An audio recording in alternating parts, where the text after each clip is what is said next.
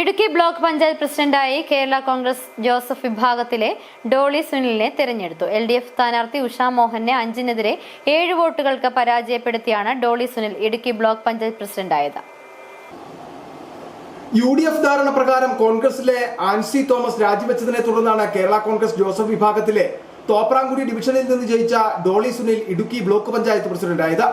13-അംഗ ഭരണസമിതിയിൽ UDF 8, LDF 5 എന്നിങ്ങനെയാണ് അംഗങ്ങൾ. കേരള കോൺഗ്രസ് ജോസഫ് വിഭാഗത്തിലെ റിൻജ മോൾ വർഗീസ് വോട്ടെടുപ്പിൽ നിന്ന് വിട്ടുനിന്നു. തുടർന്ന് നടന്ന വോട്ടെടുപ്പിൽ RR സുഹ്റയെ മുഖ്യ ഭരണാധികാരിയായിരുന്നു. പിന്നീട് LDF-ലെ ഉഷാ മോഹനെ 5-നെതിരെ 7 വോട്ടുകൾക്ക് പരാജയപ്പെടുത്തി. സത്യപ്രതിജ്ഞ ചെയ്ത ഡോളി സ്ഥാനമേൽക്കുകയും ചെയ്തു.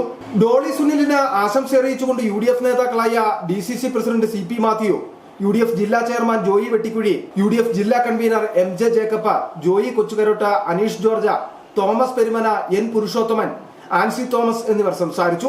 തുടർന്ന് മുന്നണി ധാരണ പ്രകാരം കേരള കോൺഗ്രസ് അംഗമായ advocate AB Thomas Idukki block panchayat vice president സ്ഥാനം BDO ഷൈജി P കോയ മുൻപാകെ രാജി സമർപ്പിച്ചു. ഇനി തുടർന്നുള്ള ഭരണകാലം കോൺഗ്രസ് പ്രതിനിധിയായിരിക്കും വൈസ് പ്രസിഡന്റ് സ്ഥാനമേൽക്കുക. City Vision Idukki.